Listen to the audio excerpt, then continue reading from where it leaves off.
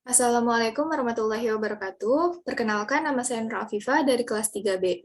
Di sini saya akan menjelaskan materi tentang memiliki harga diri dan rasa bangga sebagai bangsa Indonesia. Pertama-tama, saya akan menjelaskan pengertian harga diri. Harga diri menurut KBBI adalah pandangan keseluruhan dari individu tentang dirinya sendiri. Sedangkan menurut Coppersmith dalam Rahmawati tahun 2006 halaman 4 mendefinisikan harga diri sebagai suatu penilaian yang dilakukan oleh individu terhadap dirinya sendiri.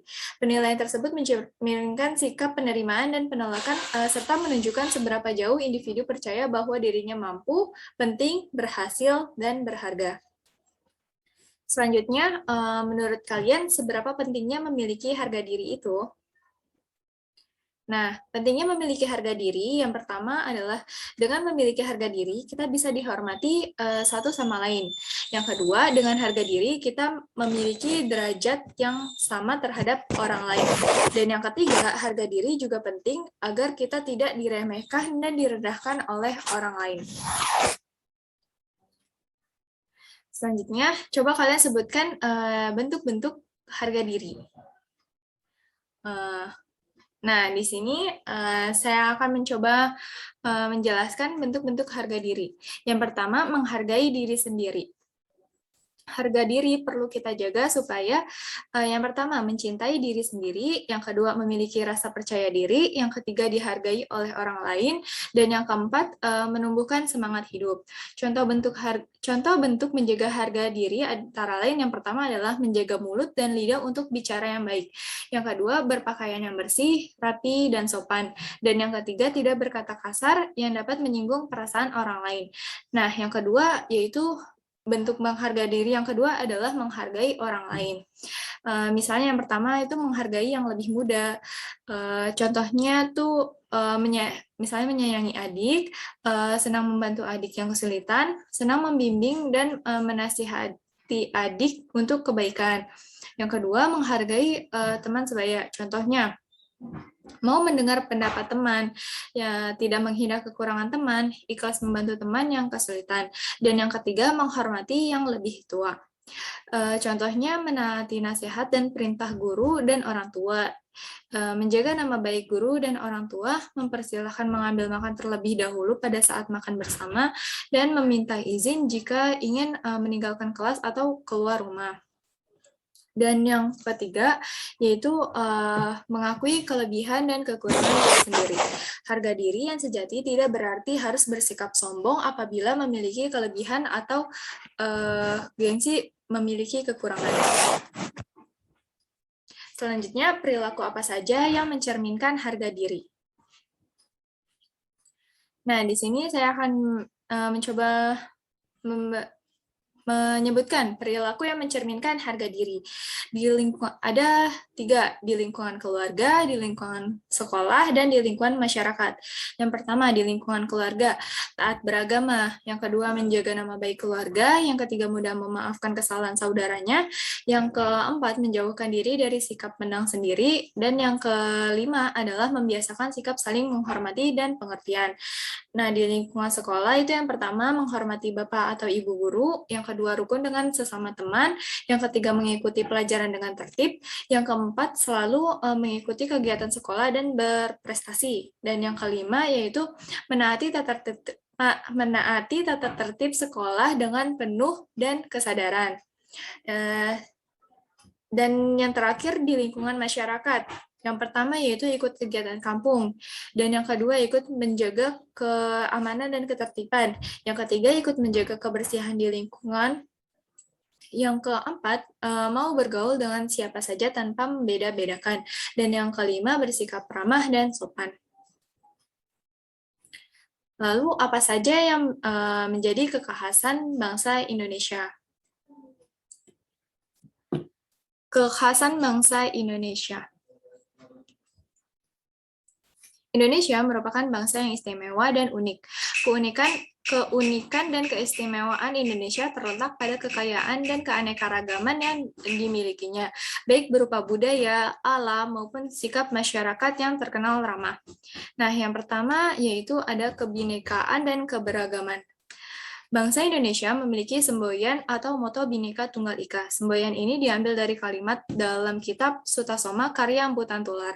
Bhinneka Tunggal Ika bermakna berbeda-beda tetapi tetap satu. Artinya meskipun bangsa Indonesia memiliki perbedaan dalam asal suku, bangsa, dan budaya serta adat istiadat, tetapi mereka tetap satu juga, yakni bangsa Indonesia. Nah, yang pertama itu ada suku bangsa. Suku bangsa adalah kesatuan manusia atau masyarakat yang tinggal dan berdiam dalam satu wilayah tertentu. Bangsa Indonesia terbentuk dari berbagai kelompok suku yang ada di seluruh Nusantara. Suku-suku itu terbentang dari provinsi paling barat, yaitu Nangro Aceh Darussalam, hingga wilayah paling timur, yakni Papua. Beberapa suku bangsa yang ada di tanah air itu antara lain adalah suku bangsa Batak, Minangkabau, Jawa, Sunda, Betawi, Madura, Minahasa, Bugis, Dayak, Asmat, dan Dani. Nah, yang kedua yaitu budaya daerah. Banyaknya suku bangsa yang hidup di Indonesia membuat budaya yang ada di tanah air juga menjadi beraneka ragam. Setiap suku bangsa dan daerah memiliki budayanya masing-masing. Budaya suku bangsa itu tumbuh dan berkembang karena dipelihara oleh masing-masing suku bangsa tersebut. Budaya suku bangsa yang ada di tanah air meliputi bahasa, seni tari, musik, cara berpakaian, dan makanan. Nah, yang kedua ada kekayaan alam. Bangsa Indonesia memiliki kekayaan alam yang luar biasa, baik berupa flora, fauna, maupun barang-barang tambang. Flora atau dunia tumbuhan di Indonesia menghasilkan tanaman padi, teh, kopi, rempah-rempah, dan karet, serta hasil hutan seperti kayu dan rotan. Tanaman-tanaman itu menjadi sumber kekayaan bagi negara. Fauna atau dunia hewan di tanah air menghasilkan berbagai macam hewan asli Indonesia, seperti anoa, komodo, harimau, burung cendrawasih, dan badak, merupakan sebagian di antaranya. Hewan-hewan itu juga menjadi kekayaan bangsa yang mendatangkan banyak wisatawan asing. Kunjungan wisatawan itu menghasilkan pendapatan bagi negara. Indonesia mempunyai sumber daya alam yang besar. Tanah di Indonesia menghasilkan berbagai macam barang tambang, seperti minyak mentah, gas alam, timah, tambang, tembaga, dan emas. Indonesia bahkan menjadi negara pengekspor gas alam terbesar kedua di dunia. Dan yang ketiga yaitu bangsa ramah dan suka gotong royong. Keramah tamahan merupakan sifat dan watak bangsa Indonesia. Sifat dan watak ini dianggap menjadi akar dari bangsa Indonesia. Bukan bangsa Indonesia bila tidak mempunyai sikap ramah, karena itu sikap ramah ini sepatutnya menjadi kebanggaan bagi bangsa. Sikap ramah akan membuat hubungan antar kelompok di dalam masyarakat selalu rukun dan menunjukkan sikap kasih sayang. Selain itu, dalam hubungan dengan bangsa luar, sikap ramah akan memperkuat citra positif bangsa Indonesia di mata dunia internasional. Beberapa sikap ramah yang dapat ditunjukkan antara lain sebagai berikut. Yang pertama, suka menegur dan menyapa orang lain. Yang kedua, tidak gampang curiga dan menaruh prasangka. Yang ketiga, berusaha untuk selalu menebar senyum.